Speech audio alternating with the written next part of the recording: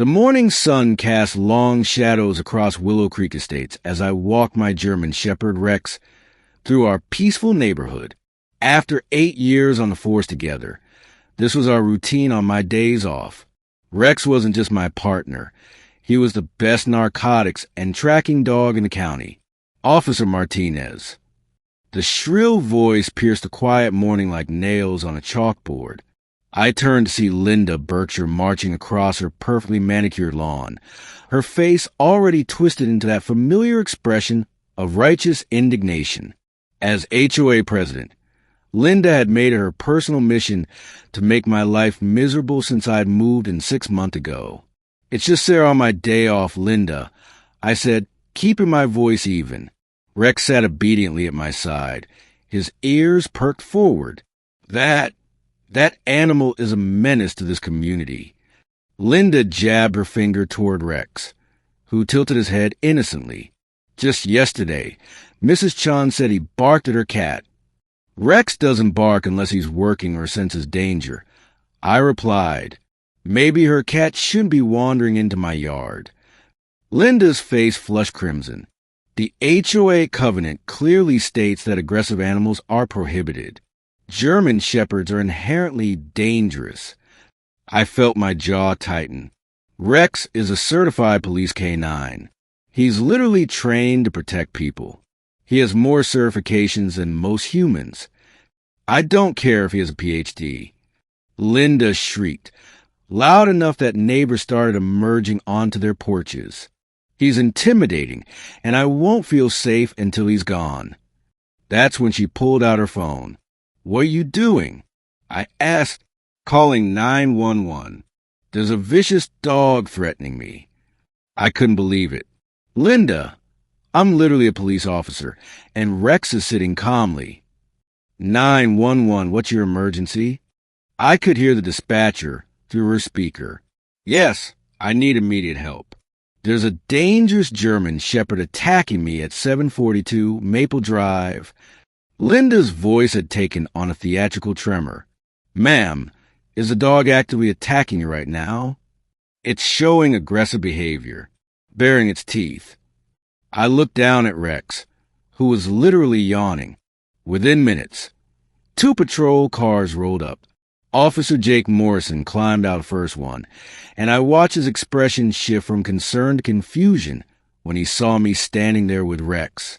"Sarah, what's going on?" Before I could answer, Linda rushed toward him.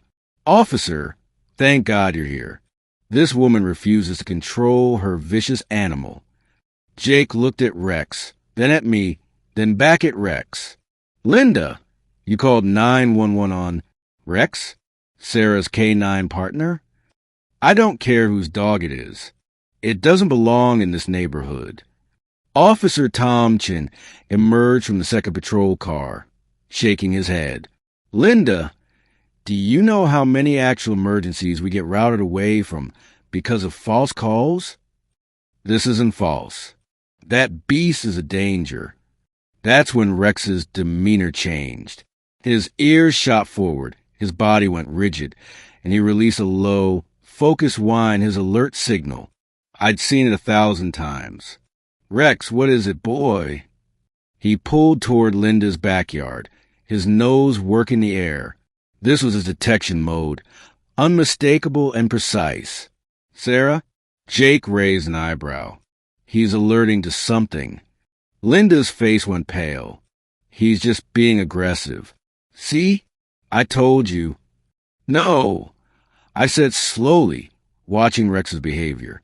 "This is his trained alert. He's detecting something." I looked at Linda. "What's in your backyard?" "Nothing. Just my shed. This is harassment." "Ma'am, if Sarah's K9 is alerting, we need to investigate," Tom said. "You need a warrant." "Actually," Jake said, pulling out his radio, "we're already here on an emergency call. And if a trained K9 is indicating the presence of illegal substances or evidence, there are no drugs in my shed." Linda shrieked, then immediately slapped her hand over her mouth. The 4 of us, Me, Jake, Tom, and about 6 neighbors who'd gathered, all turned to stare at her. That's oddly specific, Linda. I said. Rex alerts to more than just drugs. We made our way to her backyard. Linda tried to block the path, but Tom gently moved her aside. The shed was a large structure, much bigger than the standard size allowed by HOA regulations. Ironically, something Linda would have fined anyone else for. Rex was straining against his lead, whining and pawing at the shed door. "Open it," Jake said. "This is a violation of my rights." Tom tried the door. It was padlocked. "Linda, we can do this the easy way, or the hard way." With shaking hands, Linda produced a key. The moment she opened the door, our jaws dropped. The shed was packed floor to ceiling with boxes. Amazon packages, FedEx boxes, USPS parcels. Dozens upon dozens of them, all addressed to different residents of Willow Creek Estates. "Oh my God," whispered Mrs. Chun, who had joined the growing crowd. "That's the package with my mother's medication. I filed a police report 2 weeks ago. And my laptop." Mr. Rodriguez pushed forward. "It was supposed to arrive a month ago." Jake was already on his radio, calling for backup and a detective. Tom started photographing everything with his body cam. Linda collapsed onto her lawn, her face in her hands. I was going to return them. I just wanted to see what people were ordering, to make sure it was appropriate for the neighborhood standards. "You've been stealing mail for months," I said, the realization hitting me. All those complaints about missing packages. "This is a federal crime, Linda," Tom said grimly. "Mail theft, possession of stolen property." As they read Linda her rights and placed her in handcuffs, she shot me a venomous look. "This is your fault. If you hadn't brought that dog here." "Actually," I said, kneeling down to scratch Rex behind his ears, "if you hadn't called 911 and brought officers to your house while Rex was alerting to stolen property, you might have gotten away with it longer." Rex's tail wagged as the neighbors crowded around, thanking him and me. Mrs. Chun even brought out treats for him. "Good boy, Rex," I whispered. "Very good boy." As they drove Linda away, Jake turned to me with a grin. "Best 911 call I've ever responded to. Your dog just solved about 30 open cases." That evening, the HOA held an emergency meeting and unanimously voted to remove Linda as president.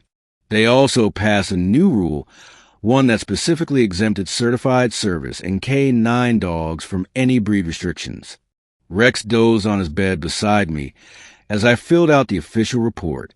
He'd gone from neighborhood menace to neighborhood hero in one afternoon, all because someone couldn't resist trying to control everyone around her. Sometimes karma doesn't just catch up with you.